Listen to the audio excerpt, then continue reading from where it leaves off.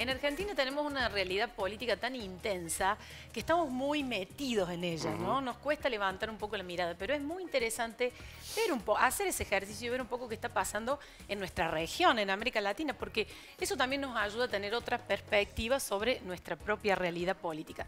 Hoy tenemos un invitado que nos va a ayudar mucho en eso, porque sabe mucho sobre el tema. Daniel Sobato, bienvenido. Muchísimas gracias. Es uno de los cordobeses por adopción que exportamos al mundo. Exactamente, y que vive en el mundo, ¿no? Porque nos contaba que va de país en país, ahora vive en Panamá, pero sigue atentamente la realidad de todos los países, al menos más cercanos, ¿no? Exactamente, se formó en universidades acá en Córdoba como jurista y como abogado también. Bueno, luego has continuado tu formación en todos estos lugares por donde has pasado. Pero bueno, permitirnos sentirnos un poco parte en Córdoba de toda esa trayectoria. Por supuesto, y siempre es un verdadero gusto. Yo me vinculé a Voz y Voto prácticamente cuando el programa inició, hace varios años atrás. Y me acuerdo que la última vez que conversamos fue en diciembre del año pasado, donde le tomamos el pulso a la región, evaluando cómo cerraba ese año 2021 y cuáles eran las perspectivas de este 2022 que dijimos que venía con tiempos nublados, y después buscábamos desesperadamente cuál podía ser una buena noticia para no cerrar la nota con tanto pesimismo, y creo que nos quedamos cortos, porque la verdad que está pasando de todo y la situación es tremendamente compleja, ¿no? En el mundo y en la región, así que muchas gracias. Bueno, si te parece, empecemos por Brasil, que el 2 de octubre tiene elecciones, la gran potencia de toda nuestra región. Vos has mencionado que esa elección, la brasilera, la que define la presidencia de Brasil, es la más compleja e importante de América Latina.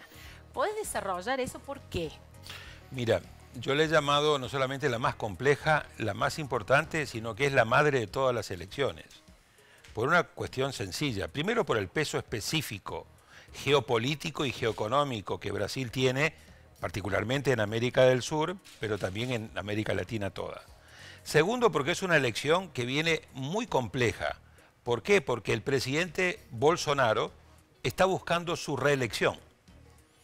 Y no solamente está buscando su reelección, lo cual eso no sería ningún tema de preocupación, sino que está buscando su reelección, pero como viene corriendo muy por detrás en las encuestas, de momento, la última encuesta de Datafolia de la semana pasada, que para mí es de las más confiables, pero también los dos agregadores de encuesta, el del periódico Estadão y CNN, dan prácticamente más o menos una diferencia entre 13, 14, 15 puntos a favor de Lula en la primera vuelta del 2 de octubre, pero de momento sin que Lula pueda ganar en esa primera vuelta, sino teniendo que ir a disputar una segunda vuelta o balotaje que tendría lugar a fines de octubre, en la que también las últimas encuestas dan una ventaja muy importante de Lula sobre Bolsonaro. Pero ¿qué es lo preocupante acá?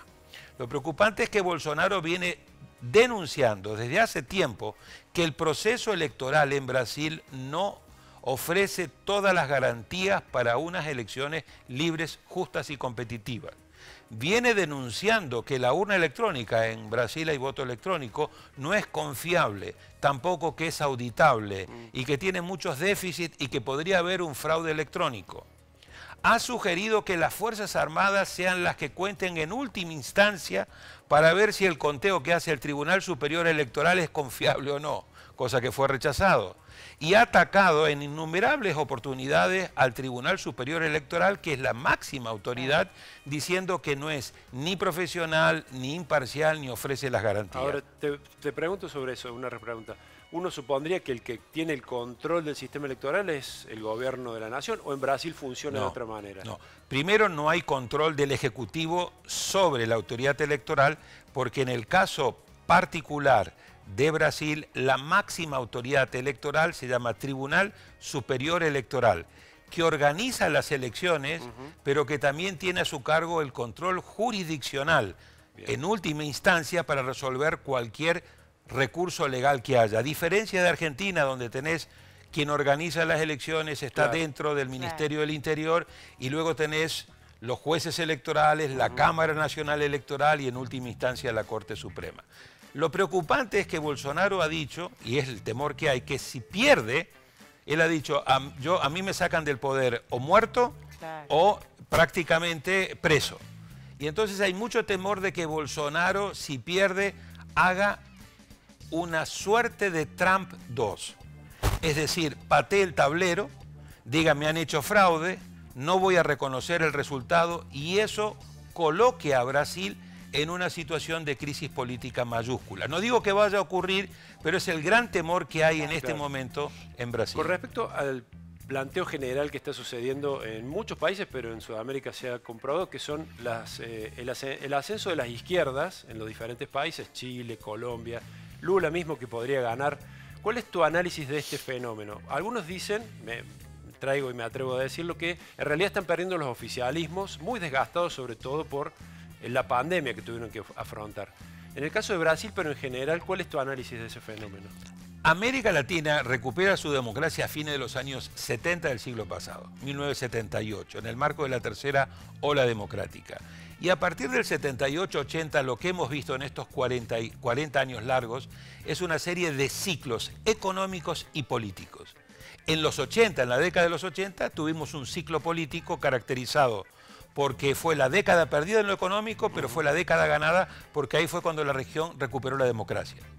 En los 90, si bien hubo dos momentos económicos, prevaleció fundamentalmente en toda la primera parte de los años 90 todo lo que fue el neoliberalismo, todo lo que fue el tema de privatizaciones, todo lo que fue... Y esos fueron acompañados por gobiernos de derecha o de centro derecha. Y ahí tenías a los Fujimori en Perú, tuviste a Menem en Argentina, etc. Es decir, gobiernos que pusieron más énfasis en el mercado, redujeron el Estado, y eso fue lo que de una manera u otra prevaleció en el ciclo político de derecha y centro derecha. Que a medida que luego vino la crisis económica del 97, 98, le comenzó a pegar políticamente a esos gobiernos y comenzó a abrir la puerta para que a fines de la década del 90, principios del 2000, tuviéramos el primer ciclo de gobiernos de izquierda.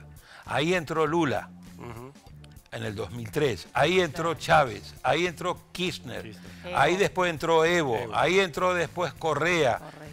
Ya estaba obviamente la izquierda, pero una izquierda mucho más socialdemócrata, con Tabaré Vázquez en el caso de Uruguay y con Lagos y Michelle Bachelet en Chile. Esa ola, ese ciclo político de izquierda o centroizquierda, con matices, prevaleció desde el 2000, 2001 hasta el 2014, que es cuando acaba el boom de los commodities. Porque claro, eran gobiernos de izquierda con precios altos de materias primas, con billetera gorda que hicieron mucho política social. Por eso fue un ciclo político largo. En el 2015, y este es un dato muy importante tomar en cuenta, ese ciclo de izquierda lo interrumpe Macri en Argentina. Macri gana en Argentina en el año 2015 y rompe este escenario de gobierno más bien de izquierdas. Había gobierno de derecha, obviamente Colombia siempre tenía gobiernos de derecha, con los Uribe y con Santos. También había gobierno de derecha en el caso de Paraguay. Pero Macri irrumpe en el 2015 y comienza a dar lugar a un ciclo político de derecha y de centro derecha. El triunfo de Macri es seguido luego por el triunfo de Piñera en Chile, por el triunfo de Pedro Pablo Kuczynski en Perú, por el triunfo de Bolsonaro en Brasil y por el triunfo de Iván Duque en Colombia. Y se habló de que venía en la región un ciclo político de derecha y de centro derecha largo. Cosa que no ocurrió, porque en el 2019, salvo en la victoria de Luis Lacalle Pou en Uruguay, comienza a haber el inicio de un nuevo ciclo de izquierda. Entonces gana Alberto Fernández en Argentina, gana Evo en el 2020 en Bolivia, gana Castillo en el 2021 en Perú, gana Boric en el 2021 en Chile, gana Petro ahora en el 2022 y comienza a decir uno, upa, la región que estaba en el centro derecha y derecha ahora inaugura un ciclo político. Dos características. Todas las elecciones presidenciales que tuvieron lugar entre el año 2019 y 2022, en estos últimos 3 años, fueron 14. En 14 de ellas, en 13 de esas 14, perdió el partido que estaba en el gobierno con indiferencia de cuál era el color político. En el único lugar donde ganó el oficialismo fue en Nicaragua, que fue una farsa electoral, porque Ortega puso preso a toda la oposición. Entonces, cuando uno analiza ese fenómeno, dice, tenemos un ciclo político de izquierda pues sí, porque si vos comenzás a ver, si Lula gana el 2 de octubre o a fines de octubre, en la segunda vuelta, por primera vez en América Latina, las 6 principales economías van a estar manejadas por gobiernos de izquierda o de centro izquierda, con diferencias importantes. Excluyo a Venezuela, que no es una democracia, pero vas a tener a Andrés Manuel López Obrador en México, vas a tener a Petro en Colombia, vas a tener a Castillo, si es que le dan un juicio político, en Perú, vas a tener a Boric, en Chile vas a tener a Fernández aquí y vas a tener a Lula. Pero en realidad yo lo que creo es que lo que está ocurriendo es un voto de castigo fuerte a los oficialismos, y como la mayoría de los gobiernos por el ciclo del 2015 estaban en manos de gobierno de derecha y centro derecha, claro, ahora comenzás a tener estos gobiernos. Claro. Y creo que este va a ser un ciclo político corto, a diferencia del largo que tuvimos a inicio del siglo.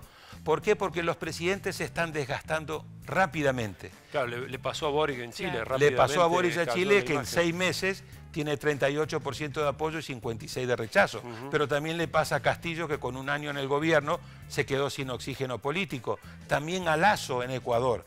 Entonces yo creo que lo que tenemos que fijarnos es qué va a pasar en la elección del 2023, para ver si de nuevo Argentina es la que interrumpe el ciclo de izquierda y inaugura de nuevo una suerte de ciclo de gobiernos. Algo contracíclico. Algo contracíclico. Y yo creo que el papel, no sé si va a terminar siendo el candidato o no, pero si Macri fuera ese candidato y Macri ganase esa elección, si se mantiene la tendencia del voto castigo, sería muy interesante que en el 2015 Macri interrumpió el ciclo de izquierda y que en el 2023 volvería a interrumpir ese ciclo de izquierda. Además, ¿no? Por las políticas económicas que están insinuando estos gobiernos de izquierda, es una izquierda que ideológicamente está más cerca, o está más cerca del centro, o tiene mayor afinidad con posturas del otro extremo del arco ideológico que la de la ola de Kirchner, de Lula y demás previa del 2000. Es un punto y una observación muy buena la que haces, porque claramente esta izquierda tiene 2 características diferentes del primer ciclo, de inicio del siglo. Número 1, es una izquierda que viene a gobernar países en situaciones económicas en crisis, no con vacas gordas como gobernó. Ni la billetera gorda. En gran medida son economías que están muy endeudadas, con poco espacio fiscal, porque todo lo que representó la pandemia, entre otras cosas. Y número 2, hay diferencias importantes entre ellas. Yo creo que, por ejemplo, el eje de Boric con el eje de Petro en Colombia y con el eje de Lula, hay que tomar en cuenta que Lula, para poder ganar o para poder intentar ganar, se termina aliando con Alckmin de la derecha, para hacerle un frente lo más sólido posible a Bolsonaro. Entonces es una izquierda moderada que trata de conciliar democracia con mercado, con disciplina fiscal. Obviamente están haciendo reformas tributarias, tanto en Chile como en Colombia, para conseguir más recursos, para inyectarlos en las políticas sociales. Pero es y además con mucha conciencia medioambiental, que es otro de los temas, y con mucho énfasis en el tema de la equidad y la paridad de género, que es otro elemento muy importante desde el punto de vista cultural. En noviembre o diciembre hacemos la evaluación del año 2022 y miramos al 2023. Te tomamos la palabra. Con mucho gusto, gracias, siempre Daniel. un verdadero gusto. Muchas gracias.